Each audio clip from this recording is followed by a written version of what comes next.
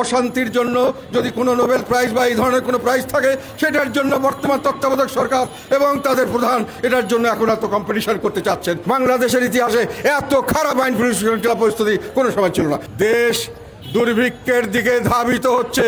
বাংলাদেশ এখন একটা গভীর সংকটের সময় পার করছে।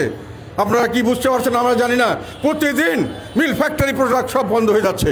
মিল ফ্যাক্টরি বন্ধ হচ্ছে, লক্ষ লক্ষ মানুষ বেকার হচ্ছে এবং এই লক্ষ লক্ষ মানুষের সঙ্গে যারা বিভিন্নভাবে ব্যবসা বাণিজ্য করে তারা বেকার হচ্ছে। বিভিন্নভাবে কোনো রকম অর্থনৈতিক কর্মকাণ্ড নাই, উন্নয়ন কর্মকাণ্ড সেগুলো বন্ধ হয়ে যাচ্ছে। উন্নয়ন কর্মকাণ্ডর যে বিদেশি টাকা সেগুলো তারা ফেরত নিয়ে যাচ্ছে। কোনো মানুষ ইনভেস্ট করতে আসছে না, কোনো নতুন চাকরি সৃষ্টি হচ্ছে না। প্রতিদিন চাকরি আরও মানুষে হারাচ্ছে। সে যে বেকার সমস্যা হচ্ছে, বেকার সমস্যা এবং তার সঙ্গে শুরু হয়ে গেছে আইন শৃঙ্খলার অবনতি। বাংলাদেশের ইতিহাসে আমাদের জানা মতে কোনো সময় বাংলাদেশের ইতিহাসে এত খারাপ আইন শৃঙ্খলা পরিস্থিতি কোনো সময় ছিল না। কোনো মানুষের কোনো নিরাপত্তা নাই, কোনো কিছুর কোনো নিরাপত্তা নাই। মানুষের তার পরিবারের নাই, তার বাড়ি ঘরের নাই, তার ব্যবসার কোনোখানে কারো নিরাপত্তা নাই। ব্যবসা ভেঙে দিচ্ছে, বাড়ি ঘর লুটপাট করে দিচ্ছে, যে কোনো সময় মহিলাদেরকে অসম্মান করা হচ্ছে, যে কোনো যার যা ইচ্ছা করে যাচ্ছে। এবং প্রতিদিন আমি এখন দেখলাম যে প্রতিদিন এখন আমরা যেটা খবর পাচ্ছি এবং বিভিন্ন লিবলে দেখছি ইতিহাসে সর্বোচ্চ প্রতি মাসে খুন হচ্ছে, বিভিন্ন জায়গায় খুন হচ্ছে। খুন গুম না কেনারা বন্ধ করছে। খুন গুম তো দরকার নাই, কেননা সকালের সামনেই তো করা হচ্ছে এবং কাউকে বাধা দেওয়ার কোনো অবস্থা নাই। সেই অবস্থায় দেশ এখন যখন মানুষের আয় ইনকাম নাই, আমাকে আমার যে চুল কাটে সে নাপিত বলে, স্যার আমরা তো চলতে পারছি না। কেন? চুল কাটতে মানুষে আসে না, কেন মানুষের হাতে টাকা নাই। ট্যাক্স দিবে কোত্থেকে? সরকার এটা বুঝতেছে না, কয়েকদিন পর ট্যাক্স পাবে না এবং কেমনি সরকার চলবে এটা আল্লাহ একমাত্র জানে। সমস্ত অর্থনৈতিক কর্মকাণ্ডে স্থবির হয়ে গেছে। যখন একটা মিল ফ্যাক্টরি চলে, তার আশেপাশে রেস্টুরেন্ট চলে, তার ওষুধের দোকান থাকে, কসমেটিকের দোকান থাকে, অনেক কিছু চলে, সব বন্ধ, সব বন্ধ। কারো হাতে কোনো পয়সা নাই।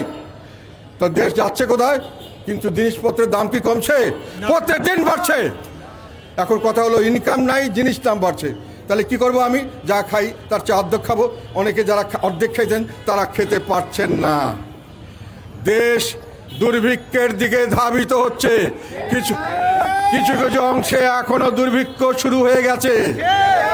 আপনারা বিভিন্ন জায়গায় যদি ওই টিসিবির গাড়ি যেখানে নিত্য কি ন্যায্য মূল্যে দেওয়া হয় সেখানে যদি দেখেন মানুষকে যতটুকু দেওয়ার কথা তার চেয়ে 10 গুণ মানুষ অনেক আগের থেকে বসে থাকে, পয়সা দিয়ে কিনছে। কিন্তু তারপরেও তারা ওইখানে যায় দাঁড়িয়ে থাকছে সারা দিনের জন্য। এতটুকু মানুষের অবস্থা এখন এই বর্তমান সরকার করতে সক্ষম হচ্ছে। সেটা হলো দেশকে একটা গৃহযুদ্ধ বাঁধিয়ে দেওয়া।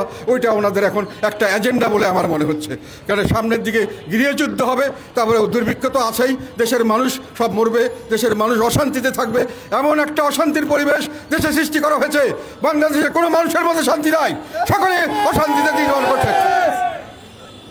এখন আমি সেই জন্য একদিন বলেছিলাম যে আমরা একজন নোবেল শান্তি স্থাপনের জন্য নোবেল প্রাইজ পাওয়া একজনকে এখানে আনা হয়েছিল। উনি এখানে কাজ করছেন, উনি সর্বোচ্চ হয়েছেন। সবাই অনেক আশা নিয়ে বসে আছে, কিন্তু সবাইকে হতাশ করে উনি এখন দেশকে যেভাবে অশান্তির দিকে নিয়ে যাচ্ছেন, আমার কাছে অনেক সময় মনে হয় অশান্তির জন্য যদি কোনো নোবেল প্রাইজ বা এই ধরনের কোনো প্রাইজ থাকে সেটার জন্য বর্তমান তত্ত্বাবধায়ক সরকার এবং তাদের প্রধান এটার জন্য এখন এত কম্পিটিশন করতে চাচ্ছেন বা কম্পিটিশন করার উপযুক্ত হয়ে দাঁড়িয়েছেন। দেশ এখন এই পরিস্থিতি চলছে। দেশ দুর্ভিক্ষের দিকে ধাবিত হচ্ছে। কিছু কিছু কিছু অংশে এখনো দুর্ভিক্ষ শুরু হয়ে গেছে। বাংলাদেশ এখন একটা গভীর সংকটের সময় পার করছে। আপনারা কি বুঝতে পারছেন আমরা জানি না। প্রতিদিন মিল ফ্যাক্টরি প্রোডাক্ট সব বন্ধ হয়ে যাচ্ছে। মিল ফ্যাক্টরি বন্ধ হচ্ছে, লক্ষ লক্ষ মানুষ বেকার হচ্ছে এবং এই লক্ষ লক্ষ মানুষের সঙ্গে যারা বিভিন্নভাবে ব্যবসা বাণিজ্য করে তারা বেকার হচ্ছে। বিভিন্নভাবে কোনো রকম অর্থনৈতিক কর্মকাণ্ড নাই, উন্নয়ন কর্মকাণ্ড সেগুলো বন্ধ হয়ে যাচ্ছে। উন্নয়ন কর্মকাণ্ডর যে বিদেশি টাকা সেগুলো তারা ফেরত নিয়ে যাচ্ছে। কোনো মানুষ ইনভেস্ট করতে আসছে না, কোনো নতুন চাকরি সৃষ্টি হচ্ছে না। প্রত্যেকদিন চাকরি আরও মানুষে হারাচ্ছে। সে যে বেকার সমস্যা হচ্ছে, বেকার সমস্যা এবং তার সঙ্গে শুরু হয়ে গেছে আইন শৃঙ্খলা অবনতি। বাংলাদেশের ইতিহাসে আমাদের জানা মতে কোনো সময় বাংলাদেশের ইতিহাসে এত খারাপ আইন শৃঙ্খলা পরিস্থিতি কোনো সময় ছিল না। কোনো মানুষের নিরাপত্তা নাই, কোনো কিছুর ধরনের নিরাপত্তা নাই, মানুষের তার পরিবারের নাই, তার বাড়ি ঘরের নাই, তার ব্যবসা কোনোখানে কারো নিরাপত্তা নাই। ব্যবসা ভেঙে দিচ্ছে, বাড়ি ঘর লুটপাট করে দিচ্ছে, যে কোনো সময় মহিলাদেরকে অসম্মান করা হচ্ছে, যে কোনো যার যা ইচ্ছা করে যাচ্ছে। এবং প্রতিদিন আমি এখন দেখলাম যে প্রতিদিন এখন আমরা যেটা খবর পাচ্ছি এবং বিভিন্ন লিবলে দেখছি, ইতিহাসে সর্বোচ্চ প্রতি মাসে খুন হচ্ছে, বিভিন্ন জায়গায় খুন হচ্ছে। খুন গুম না কেনারা বন্ধ করছে। খুন গুম তো দরকার নাই, কেননা সকলের সামনেই তো করা হচ্ছে এবং কাউকে বাধা দেওয়ার কোনো অবস্থা নাই। সেই অবস্থায় দেশ এখন যখন মানুষের আয় ইনকাম নাই, আমাকে আমার যে চুল কাটে সে নাপিত বলে, স্যার আমরা তো চলতে পারছি না। কেন? চুল কাটতে মানুষে আসে না, কেন মানুষের হাতে টাকা নেই। ট্যাক্স দিবে কোত্থেকে? সরকার এটা বুঝতেছে না, কদিন পর ট্যাক্স পাবে না এবং কেমনি সরকার চলবে এটা আল্লাহ একমাত্র জানে। সমস্ত অর্থনৈতিক কর্মকাণ্ড স্থবির হয়ে গেছে। যখন একটা মিল ফ্যাক্টরি চলে, তার আশেপাশে রেস্টুরেন্ট চলে, তার ওষুধের দোকান থাকে, কসমেটিকের দোকান থাকে, অনেক কিছু চলে, সব বন্ধ, সব বন্ধ।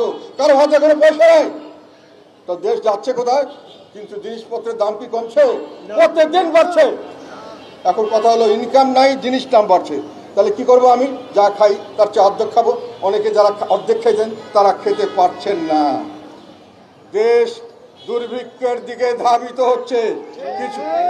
কিছু কিছু অংশে এখনো দুর্ভিক্ষ শুরু হয়ে গেছে।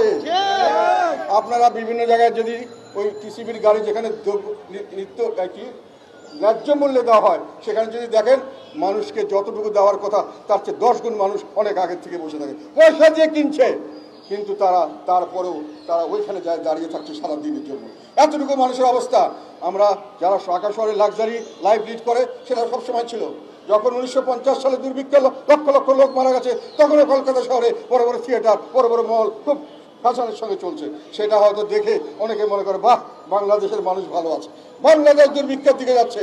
আর একটি বড় কাজ এখন এই বর্তমান সরকার করতে সক্ষম হচ্ছে, সেটা হলো দেশকে একটা গৃহযুদ্ধ বাঁধিয়ে দেওয়া।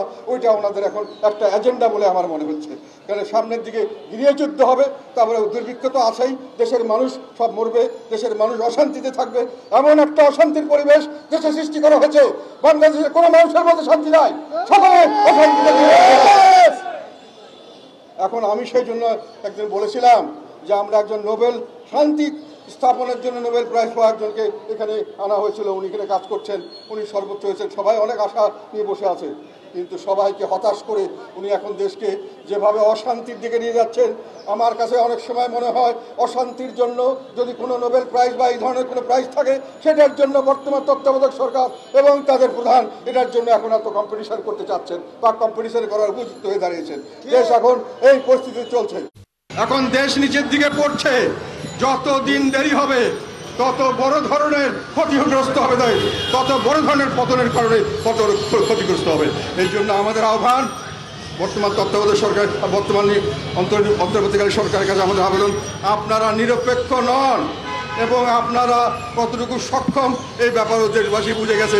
আপনাদের কোনো ভালো নির্বাচন দেওয়ার সক্ষমতাও নাই। কাজেই আপনারা চলে যান, একটা তত্ত্বাবধায়ক সরকারকে দেন যে সম্পূর্ণ নিরপেক্ষভাবে নির্বাচন পরিচালনা করবে এবং সবাইকে সমান সুযোগ দেবে।